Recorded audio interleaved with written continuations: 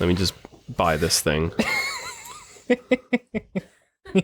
You're ridiculous, man. Let me spend money. God, Jesus Christ. Spend my fucking money. Let me spend my money. Let me spend my money, mate. Let me spend my fucking money. How much money are you spending? $114. On a Game Boy screen. Yeah. You are morally bankrupt. Not even the whole Game Boy. Yeah, No, like you're just the morally screen. bankrupt or maybe you're actually bankrupt, depending on Yeah. how many screens you're buying. Oh, God. It's going to take 2 to 4 weeks. I don't know if I can be bothered waiting that long. Fuck me. All right. Well, should we do our program or are you going to keep shopping? Yeah, we'll do our program. Okay. No, I don't want to get in the way of... That's fine. Okay. It Shopping's just seems over. like... Okay. I made my decision when I saw how long it would take to ship. And then you were like, I'm out. I was like, I'm out.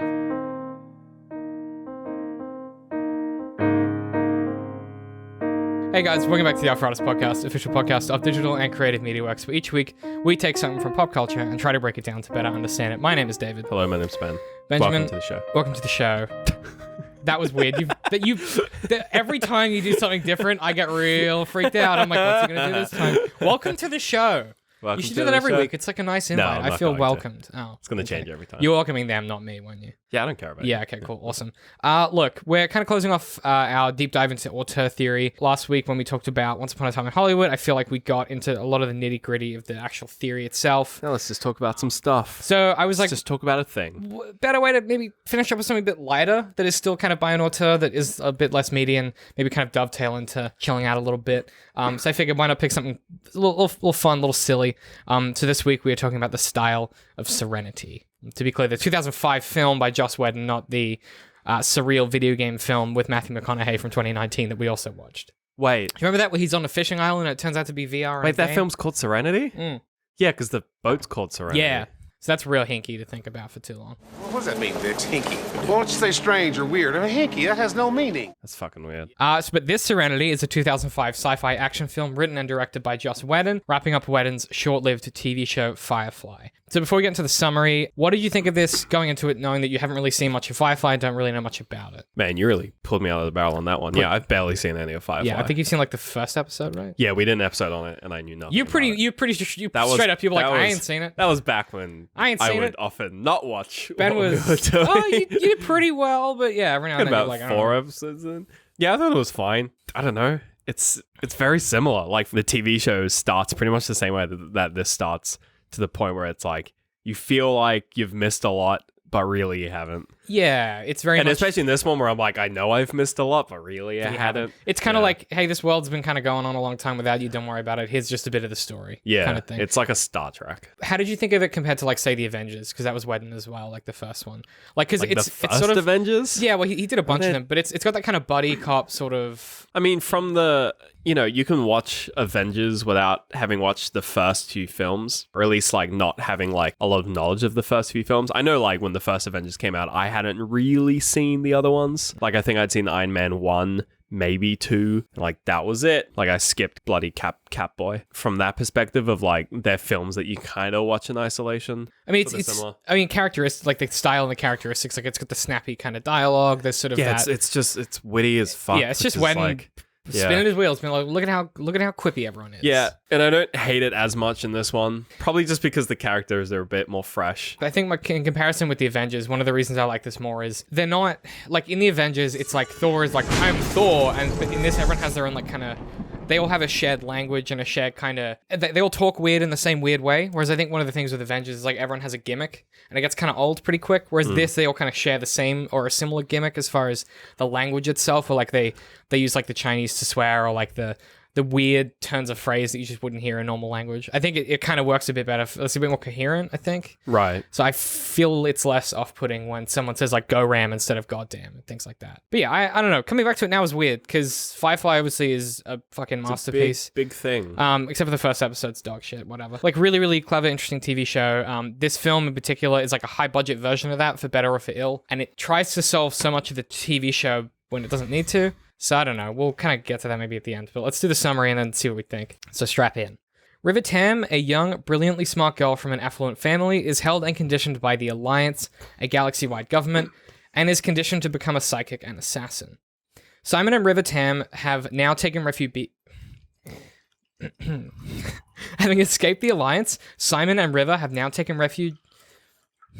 Having escaped the Alliance, Simon and River have now taken refuge aboard a Firefly-class vessel, Serenity, as they attempt to flee the Alliance. A man with no name, the Operative, works outside the law to track them down. Meanwhile, Captain Mal Reynolds sees an opportunity to use River's psychic abilities during a bank heist. The heist goes south fast as the planet is attacked by cannibalistic Reavers. Mal and his crew manage to escape just barely. Furious at the captain for putting River in danger, Simon decides to leave Serenity at the next place they stop. Once there, however, a subliminal message in a television commercial causes River to attack numerous bar patrons, and Mal takes the siblings back aboard the ship. The crew contacts Mr. Universe, who discovers the message designed to trigger River's mental conditioning. He notes that River whispered Miranda before attacking, and warns that someone else has seen the footage. Mal receives an invitation from Inara, a former Serenity crew member. Despite knowing it's a trap, Mal goes to rescue her. The Operative then confronts Mal, promising to let him go. Why is this so hard, Ben? I feel like we haven't done it in 2 weeks and my brain isn't working. The Operative confronts Mal, promising to let him go free if he turns River over. Mal refuses, and with Inara's help, everyone barely escapes. River then reveals that Miranda is a planet located beyond a region of space swarming with Reavers. The crew flies to the planet Haven to ponder their next move, but they find Haven devastated and their old friend, Shepherd Book, mortally wounded. The Operative claims responsibility, promising to keep pursuing them and killing anyone who assists them until he gets River. Mal disguises Serenity as a Reaver ship and travels to Miranda through a Reaver fleet without being attacked. On the planet, the crew finds all its colonists dead, and a recording explaining that an experimental chemical designed to suppress aggression was added into Miranda's atmosphere. The population became so docile, they stopped performing all activities of daily life and just lay down and died. Some had the opposite reaction, of course, and became extremely aggressive. In effect, the Alliance created the Reavers. Mr. Universe then agrees to broadcast the recording. However, the Operative kills him before he can and orders the destruction of his transmitter. Mal leads the Reavers to the Alliance Armada in orbit of Mr. Universe's planet. The Reavers and Alliance ships battle while Walsh manages to pilot Serenity through the crossfire to the planet. Despite taking serious damage, he crash lands near the broadcast tower before being killed by a Reaver spear. The rest of the crew makes a last stand against the Reavers to buy Mal time to broadcast the recording. The crew is injured and on the ropes when River leaps through a blast door, fighting off the Reavers to save the crew. At the backup transmitter, Mal fights the Operative, finally subduing him and forcing him to watch the broadcast recording. Mal then returns to the crew, and the blast doors open to reveal that River has killed all the Reavers. Alliance troops arrive, but the Operative orders them to stand down. The crew then repairs Serenity. The Operative tells Mal that the broadcast has weakened the Alliance's government, but while he will try to convince the Parliament that River and Simon are no longer threats, he warns they will likely continue to be pursued. Serenity takes off with River as Mal's new pilot. Credits. That was really hard work. I don't know what was going on in my brain. Yeah, your brain was just yeah, like, I just like I can't read words right now. Serenity. I'm a little bit tired. I don't know what to tell you. Butterfly. So really weird kind of, even narrative structure wise, like super weird plot. There's a lot of back and forth thing, which I thought was odd. So like they go to Mr. Universe, then they go to the Reaver planet, then they go back to Mr. Universe. It's kind of like if in Star Wars, instead of going to like the Death Star at the end, they went back to Tatooine. You'd be like, wait, what? Like it's Hang weird. on, wait, we're in the wrong place. It's just an odd way to kind of structure your narrative, I guess. Yeah, it kind of lends to that sort of like Star Trek-y feel where I don't know. It's like it's not like the Avengers where it's like a big like world-ending event. You know, this is an Avengers level threat. You know, there's nothing like that. It's just kind of like... It's just they kind of go about their business. Yeah. It's just like, oh, we've got a thing we got to do. We found this message and it's super important. I guess we gotta send it to everyone. And you don't even see like the aftermath. You get told it a bit by the Operative. Kinda. But like you don't see it. You know, you don't see like the rebellion against the Alliance because of this. Right. It's kind of just like a big yelp and then like... Not a lot. Kinda. And then the whole, like, I mean, that's the whole thing with Firefly in general, I guess, is like, there is no big, great climax. When did this film come out? 2005. Is that yeah, we'll continue. What was the thought you were having? Was that pre or post Snowden is what I'm thinking. I would think it would be just before, yeah, that was like yeah, because a similar thing happened there. It was like this big pile of information and it just didn't go anywhere. Not a lot happened. But that's kind of an interesting thought though, because one of the themes in this, I guess, is like about like this big kind of bureaucratic evil alliance, but it's not an evil empire. Like, you know how like in Star Wars they're like literally Nazis, right? and I guess like this is strictly speaking a Western story in a lot of ways. Yeah, so the good guys are the sheriffs. Yeah, the good guys aren't really the sheriffs. They're like the bad outlaws. guys are the sheriffs. Yeah, and the interesting thing is like the Alliance, who is like the big evil bureaucratic machine, their goal is like a world without sin, right? So they want to take away choice so that no one can be evil or good or whatever. Right. Which is a little Nazi-ish. Which is like a little Nazi-ish. But I guess in that way, the operative embodies the Alliance's beliefs, which is that the means always justify the ends. Like, he even says at one point he believes so strongly that he's willing to sacrifice his own humanity to do this. One of the characters literally describes him and like people like him as quote-unquote believers. Yeah. It's just like them as a... like, their job title is just, like, believer, where it's just like, oh, okay. It's, like, real sinister, right? Yeah. But then, I guess, is the argument that Mal is the opposite, right? Where he's constantly refusing to let go of this, like, individualism to the point where, like, he ends up just hurting everyone around him for no fucking reason. Yeah. Where, like, he's so against this idea of collectivism that I guess...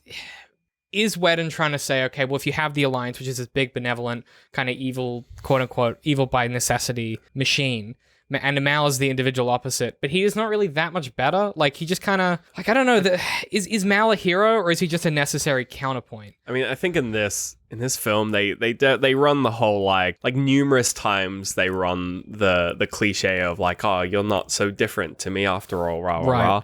You know, there's the but he kind of is, though. Well, I mean, the operative runs comparisons between Mal and, like, being a believer, you know, at the very end where he's just like, oh, do you believe in sending out this message? And he's like, I do. It's like, would you die for it? He's like, I would. And it's like, okay, yeah, whatever. So there's like that parallel. And then, you know, when he dresses up this ship to be like a Reaver ship. Yeah. And it's like, oh, you're not much different to the Metaphors. Reavers. Rah, rah. It's like, yeah, and it's like, you know, once they run it a second time, you're like, okay, we get it. Mal's just whatever he needs to be for the scene. But here's the thing, though. I think maybe that is the case. Or there's a kind of alternate way that I look at it, which is like when you're talking about analyzing story themes, one of the easiest ways to do it is one of Steve Pressfield's idea is pretend it's a dream.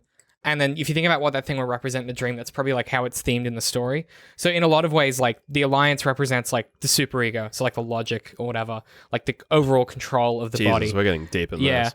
And when the Reavers are like the id, they're like the uncontrolled, give me instinct. And Mal is kind of the ego. He's the one that negotiates between the two in some ways. So, you know, he's even able to kind of control the Reavers to an extent. He's able to trick the Reavers to an extent. He's able to trick the Alliance to an extent, control the Alliance to an extent. He even tells the others, he's kind of the moral arbiter of the story too. He tells them what is right and wrong after Shepard's death. He's like, book died, this is bullshit, this is wrong. Is it, like, there's this kind of, you know, if we're talking about Star Wars as a comparison where the Empire is evil and the Jedi are good or whatever, ignoring Last Jedi, then is the whole idea that Mal is this kind of interlocutor between them where he's like the cowboy who doesn't fall within the moral code kind of thing. I mean, yeah, like that's exactly what he is. Like, right. That's 100% like what they kind of just like code him to be. It's just like a Western and he's the anti-hero. Yeah. Well, he's the anti-everything. Yeah. Which is kind of like, that's one of Mal's appeals as a character, is that he does have this weird, complicated backstory where he was in this war and he's got all this stuff going on. He's like this really complicated dude. But ultimately, we like him because he kind of protects his family or whatever, which is a value that we can all agree is good. Like, that's one of those, like, everybody loves their family. Like, it's that kind of, put your thumb up and salute kind of, like... Yeah, we're all a family of different people from diverse backgrounds. Like moral relativism, I guess. Well, I wouldn't go that far. Yeah, I don't know. But I mean, if that's the case, then I think the idea is that the Alliance is corrupt, so therefore the individual of Mal has to fight against it. Right. That seems to be like the central idea, is like they created these Reavers who were like super duper evil, so we have to stop them. That's kind of the central thrust of the story. So one of the things that I always think about when I watch this in comparison to the TV show is how it deals with corruption. One thing I think people get a lot wrong when they talk about this stuff is, so using the Star Wars analog again, because it's just such an easy touch point, the Emperor in that isn't necessarily corrupt, he's just evil. It's not quite the same thing, whereas it seems to me this is more of a big bureaucratic machines are vulnerable to corruption. It's something we need to be aware of and root out, kind of like the Snowden thing. And so Richard Mulligan, who wrote an essay about Aristotle and corruption, said, quote, "Corruption needs to be understood in terms of its opposite. The condition of soundness or health that either has subsequently degenerated into corruption or at least provides a standard against which the corruption can be identified," end quote. So what Mulligan's saying is that soundness can be identified by a society that is able to mostly balance the competing pursuit of individuals or the sectional interests against the general common good. So what he's saying is like, corruption is not to be moralized as right or wrong, but rather corruption is a lack of balance between the people in charge doing what's right for everyone and the people in charge doing what's right for one. So his idea is like, it's all about tiny transgressions against balance, not about overthrowing the Galactic Senate. So it's like when you stop the asylum seekers because of this reason, not when you elect the Nazi to run the country. Right. Because he's like, that's not corruption. That's something else entirely. Very topical. You know, very topical, very very current. My readings, these boys and girls, they're gonna be current and modern.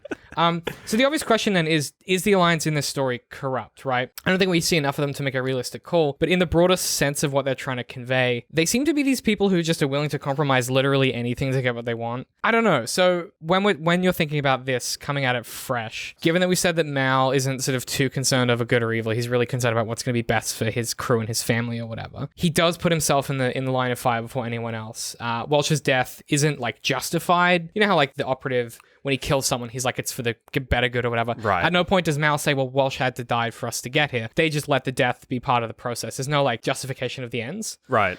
So I guess in that way, because the counterpoint of the Alliance doesn't moralize the costs of defending individualism, the film by definition is condemning this bureaucratic kind of machine that is corrupt. I don't know that when you watch it, you give enough shits about the Alliance or you see enough of it. Do you know what I mean? Yeah. Like it's trying to, I just think it's all this, it's like got all this philosophy loaded in the canon, and then it just kind of doesn't do anything with it. This film on its own, without the context of like the show, and even, you know, in the little bits of the show that I watched, there wasn't too much alliance-y stuff. Mm-hmm. You kind of get the idea that it's like just from the context of like they, you know, you people on the Serenity, they're doing bank heists, they're robbing people, rah rah rah. So it's like, all right, so they're bad guys. But they rob like they even justify the robbery where he's like, it's for the this isn't their money. This is like government money. Like they've got insurance. Do you know what I mean? Yeah, exactly. They get paid anyway. Like, so from that, you're like, okay, you know, they're running from the law, and then you get presented of just like the Alliance, and really the only representative of that is Oppo Boy, Mr. The operative, there really isn't enough in this film. Yeah, you don't see that large scale like bureaucratic machine, even when like, you know, they've got like all those ships and they're about to like gun Serenity out of the sky. When the Reavers come in, it's like, dude could just be rich. It could just be this one dude with a lot of money. Exactly. And paying some wages and has a lot of ships. There's no reason calling himself the Alliance. Exactly. Like it doesn't lend itself to, I think, you don't kind of have that visibility of like the Alliance in this film on its own. But having said that, I don't think it matters. I don't think it really plays a huge part in the story. But like I think that's the central problem though, right? Is that the undercurrent of that Alliance being that kind of corrupt bureaucratic system, because the whole focus is on the Reavers being created. If they're saying, okay, well, we need to get the truth out about this, and that's the central thrust of the characters' actions, the themes are loaded into the chamber being like, okay, the reason we're doing this is that what they're doing is wrong. If you're going to make a comment on that, then I just think you either need to do something more with it or more lean into the fact that like it was more about Mal and his individual desires to get that message out. If anything in this film, you're just told about the Alliance a lot. You don't really see it. So like you definitely receive that information, but you receive it from like characters talking about the Alliance. It's not the best way to do it, I guess. No, it's not. But then the counterpoint would be in the TV show, for comparison, one of the best ways they communicate about the Alliance is through like indirect storytelling. So there's a scene in a bar where Mal and his crew get into like a bar fight with a bunch of people on like Liberation Day, like Independence Day, effectively. Right. Because the Mal and his crew were like on the side that lost. It's literally like the same thing that happens in The Witcher. Literally. Yeah. And they get into this bar. The first bar you end up at. Yeah, they get into this bar fight, but it teaches you so much about the world and how it's changed, but they never have to say, oh yeah, the Alliance are the bad guys who won. Yeah. You just work it out. I guess bar fights are just a really good... It's just a really good like, storytelling mechanic, yeah. World-building mechanic. It's literally like my first book opened with a bar fight originally, and Aaron was like, get rid of that, that's lazy. So like it's because you can communicate so much about an economy, a world state, you can put so many different characters in there. And you get a fight scene right off the bat for free, bonus fight scene. And you can put some like Pirates of the Caribbean music on the background. Exactly. You know? Why, Aaron? You should have left it some in. fiddles. But I guess, it is interesting to me that for a film that is so Joss Whedon, where even like the Avengers has the same fucking themes in it, where they're like, the government's gonna nuke New York because they don't want to trust the heroes, and the heroes are the individual good guys who can do the job. Like it's same with Buffy. Like the later sort of like Avengers films where it's like, you gotta be part of the U.S. military. That was when the Russo brothers took over, but right, yeah, where they were like just read the book of they were like, what's Whedon interested in? But like that to me is like, I guess what he's always been interested in. Like even Buffy, it's like she's the rogue vampire slayer, doesn't do it with all the other vampires. Like, yeah, we get it. You like people who do their own thing, you creepy weirdo. Like, it's just this kind of constant drive for individualism, but for fucking no reason. And I'm fine with that because it's a cool Western trope. Like, to be clear, like, I don't hate. You don't hate it. You're just hating on it. I dislike the execution in this film because they gave him a budget and he took it and he did something interesting with it, but he forgot, I guess. There's a lack of nuance to it, I guess, for me. When we talked about, like, Once Upon a Time in Hollywood was so fucking nuanced to the point where, like, some of it you just kind of slide off, right? Right. And I think that one of the issues I have with Whedon's work in particular, and this film in particular, is it's just really hard to concentrate on what he's actually trying to tell you a lot of the time because the dialogue is so snappy and so witty, and there's no depth to a lot of the themes. Just dumb action flick. Right. Which is dumb action flip in space. Which is fine, but then everyone on the internet comes at you and is like, this is the greatest philosophical piece of storytelling this side of the century. Yikes. Firefly's a masterpiece. And, like, it is, but, you know. I don't know, man. It rubs me a little bit the wrong way that people kind of come at it with that attitude. Coming out of it now that you've seen it and you've thought about it a little bit, is it the kind of thing that would then, like, make you go, okay, maybe I do want to watch Firefly? Let me preface this by saying I've barely thought about this film. Yeah. There's nothing to fucking think about. It's just a film. I could go way deeper, but I'm not going to. Yeah, no, so, like, you know, I tend to come out when we do these episodes. I tend to, you know, I give it a think. Yeah. I'll have a think. Ben's pretty transparent, though. He's like, this has nothing for me. Yeah, but, like, every now and then there'll be something where it's just like, there's not a lot here. Which is sometimes enough in itself. Sometimes it's enough. Sometimes it's like, it's not the film or it's not the, you know, whatever we're looking at. It doesn't contain a lot, but it kind of, you know, it can branch out into other things. This, yeah, it doesn't. I think that you know, shrug is the like, problem. You know, as opposed to something like, you know, when we did Atomic Blonde, for example. There's not a lot within Atomic Blonde, but like Atomic Blonde itself, just it sits in such an interesting place where you can kind of talk about it a lot. Right. Because this is like, I don't know, maybe if it was 2003, 2005 again, and watching this film, it would have been absolutely mind blowing. But like, I don't know. We've had a lot of these films. We've seen this kind of execution before. I think honestly, it's Joss Whedon's fault. He did the Avengers. I think he bloody fuck you, Joss Whedon. Yeah, he got successful. Ruining Joss Whedon. He did Justice League. Like, I just think we've seen this so many times in the time since. That whole quippy team of people became like the standard in comic book films, and it's him. He's the guy. He was like the Avengers. I solved it, and we went. That's what films are going to be for the end of time. So, like, I think it's to an extent, like, kind of his success has become his biggest kind of problem to overcome. Because then other people come in and just copy replicate it. Yeah, and the Russo brothers are like, we can do that forever. We can do that better. Yeah. Do you think, can we talk about some of the problematic shit in this? Oh, dear God. Yeah, absolutely. So, like, okay, there's a few weird gay jokes that I don't love, but that's fine. It was 2005. The thing that really rubbed me the weirdest way was, like, the River Tam is, like, the weird bisexual super soldier ninja assassin sexy mind reader thing. I don't know if you've noticed just like that she I don't know if you've she noticed just like sleeps on the floor. Well, just like she's a weird aloof. She's not even like a pixie girl dream trope. She's like a psychic she's like a killer mix, assassin. She's like half pixie girl, half born beautiful yesterday. Yeah. Like a dashing of just like all the weird tropes. Yeah, she is a bit of everything. That's how Whedon kind of writes all his women. Wonder Woman. She's like that a little bit too. And her brother doesn't help. Oh, yeah. He's kind of like, he reminds me of Simon from Misfits. And not just because the actors look very similar, but because they have the same name. They're both called Simon. Or not because they have the same name. Wow, your face. You were like, do they? I was like, wait, yeah. Amazing. But is that sort of like quiet, reserved, looks like a med student. I guess in this one he is a doctor. Yeah, is a doctor. Did you forget what you're talking? But like, they look. Despite the fact they have the same name, similar occupations, very similar personalities, to be fair, the same haircut. They're not that similar. To be fair, Simon from Misfits is none of those. But okay, like, he kind of evokes some of those things. But that kind of like, I don't know, British. I don't know where I'm going with this. Yeah, it seemed like you were going somewhere with that. You're talking about that in comparison with River. Yeah, like they create these two characters where it's like, and they're just a bit weird. Yeah, I guess I don't know. The thing that weirds me out about it is the more and more I watch Whedon's properties, like the more you see that the treatment of the Black Widow, like the Buffy, where like there's something I think he, much like Stephen Moffat, thinks being bisexual gives you superpowers.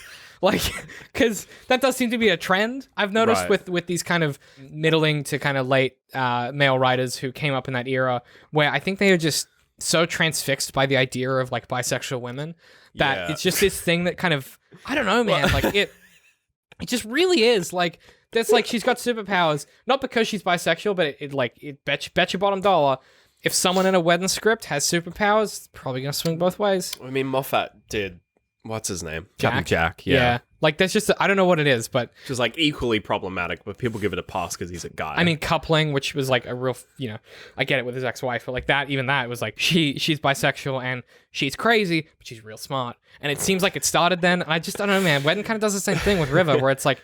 She's a little crazy. Maybe I don't know. Maybe she's. I mean, her treatment as sort of like the emotionally scarred. Yeah. But then like this the emotionally scarred sleeper agent is just like that's a bit of a weird trope. Yeah. Where it's like they're gonna snap at any moment and kill everyone in the room, but because they're. But yeah, it's just... That's kind of what I'm getting at. There's right. just something about it that feels outdated, I guess is what I'm saying. It's like, God, there's a lot of films that have done that since then. Pretty much every Resident Evil film does the same thing. Yeah. Gosh, what else? Fifth Element? Even that's Salt. the... Fifth Element is like... It's probably the classic example. That's classic Bomb. Probably Salt Born Beautiful to an yesterday. extent. Yeah, it just kind of has seeped in, I guess, with that generation of Doesn't now happen writers. too much these days because I think we've all moved a bit on. more aware of it. Yeah. It doesn't really work because it's a bit... It's just a bit ick. It's a bit gross. It's a bit ick. And it feels gross. That's like kind you of... watch it, you're like... It just... It I doesn't don't feel like good. this character. It doesn't feel good. Not because they're bad, but because I just don't like watching it. That's kind of what I'm getting at. And I suppose, critique or not of the time, it's just an artifact. Yeah. And I just think it's important to note that stuff so that when we're talking about other works, we can be like, oh yeah, they don't have it and that's okay. Yeah. Like, it's okay to acknowledge it, I think, without being like, well, he's a monster for doing it. It was of the time. 2005. I want to wrap up with a quote from Mal, because I think it just kind of encapsulates a lot of what the film is trying to talk about. So it's kind of from his quote when he's trying to... What is he trying? He's like trying to convince them all to go on his mission with him. Quote, "You all got on this boat for different reasons, but you all come to the same place. So now I'm asking more of you than I have before. Maybe all. Sure as I know anything, I know this. They will try again. Maybe on another world, maybe on this very ground, swept clean. A year from now, 10. They'll swing back to the belief that they can make people better, and I do not hold to that, so no more running, I aim to misbehave." End quote. And if that ain't a good summary of Joss Whedon's philosophy, I don't know what the fuck is. That was a good place to end, I feel. Do you have any recommendations? Oh, boy. I've been playing The Witcher 3 a bit. Yeah. Just... Did you get it on the PlayStation? Yeah. Yeah, PS4. it was on Sebastian. It's good, hey. Yeah, it is. And I've been reading your book. Yeah. Well, I read your book. ManOutTrigger.com. Yeah, ManOutTrigger.com. ManOutTrigger.com. What did you think? I finally read it. It's... A year later. Yeah, it's all right. Wow. Glowing endorsement. Nah, it's pretty good. Glowing endorsement. Look, Oversell it. look, Lie. if, No, lie. Look. Lie to the people. If you're a slow reader like I am, Lie to the people. it's a good book because it's not very long, but it has a lot of pages. The words are big. The words are big, and it makes you feel really accomplished because it's like 300 pages, but each page is about 100 words. Say something really good about it that isn't true. Get people to buy it. It's a good book. Wow. Shit. No, it's thrilling from start to end. It has absolutely zero problems. Perfect. Thanks, and Ben. The pacing is perfect. ManOutTrig.com. All of that was true. I'm gonna. And the action scenes are written really well. Adam, can you overdub Ben to make it sound like he meant that? I don't know how you do that in the post. Just like in the edit, but just I don't know, fix it somehow. Yeah, ManOutTrig.com to buy it. I reinstalled Bloodborne the other night on my PlayStation. Really good video game. I'm not good at it. So it's too quick for your idle fingers. Well, I've been playing Dark Souls 3 before that, so I got real used to like the calm rhythm of that. And playing Bloodborne is like having an aneurysm. So it's a little bit manic. I'm struggling a little bit. I've started watching Carnival Row, which is a Amazon Prime with Orlando Bloom and Cara Delevingne. Oh dear. It's really bad. Yeah. So it's like it's like hot ass Victorian fantasy with fairies and shit. I like a lot of the ideas. I'm gonna probably finish it. I like a lot of the ideas, but just wow. Yeah. Like, when you watch something, you're like, is this from 2010? Like, it's got that vibe of like, we just discovered fantasy. So it's a lot for me. And then also Taylor Swift's new album is out, so that's all I've been listening to. Bet your bottom dollar. Oh yeah, Caravan Palace. Their new album came out. Nailed it. It's a bop. It's a bopper. It's a good one. It's a bopper and a banger. And King Giz's new album. I don't know if I mentioned that. Yeah. Still We've listening mentioned to it that several times on repeat. I also want numerous times a day. I also want to shout out King Giz. We put out like The cadence on that was a lot of we just put out a new video that I'm pretty excited about, which is sort of the first in our I wouldn't call them documentaries, but they're a bit of a new style of video that we got coming up. We got a few different ones. I'd call them documentaries. I guess so. So the first one's gone out. That's kind of it was all by me, so it's not great, but it's a good start. It's good, but the next one's going to be amazing. Ain't great. The next one is incredible by Adam. Like, it's the best. It's so good. So I'm very excited for you guys to see that. But otherwise, where can people find us? Facebook. At Dcm.Works Social. YouTube. YouTube.com/DCM.Works. Twitter. At Dcm.Works. Patreon. Patreon.com/DCM.Works. Best place to support us. It helps us keep affording to do this. Basically, this show now involves 3 or 4 people that get paid money to do it. So the best place to support us and let us keep doing it is to go there and chuck in a buck. Our subscription start at $3 a month. You get access to all kinds of behind-the-scenes content, things like extended interviews from videos, our post-show when we do that, all kinds of different content, as well as 65-plus hours of content that's already there. You can watch our Road to Infinity War, where we all lose our minds rewatching every Marvel film in the lead-up to Infinity War. You can get access to Interface, which is an audiobook series that we kind of nearly finished, about halfway. We might finish it at some point. Yeah, we kind of gave up on it. But really maybe good. One day we'll finish it. Yeah, honestly, it's one of the goals of our Patreon is if we get us over a certain amount, we will finish it. But we'll be it's just contractually the obliged. Production value of that is pretty Finish expensive. And you can also get early access to the audiobook for Maynard Trick, which is coming out very soon. So hopefully, when Pat and I get our shit together, that will be out very soon. You can get a free copy of that through the Patreon as well. So keep an eye out for that. Otherwise, if you did want to buy my book, MaynardTrick.com. I don't think there's anything else I wanted to plug. You can join our Discord. This week we discovered I don't know what you call it, but that generator where you put in text. It's an AI that just the weirdest creates shit. text, So creates prose. If you're ever wondering like what we do with our free time, it's that. So you can go check that out. Yeah. Otherwise, if you want to follow us individually, I'm at DCM My Hate Pie. I'm at Literal Citrus. We'll see you guys next week.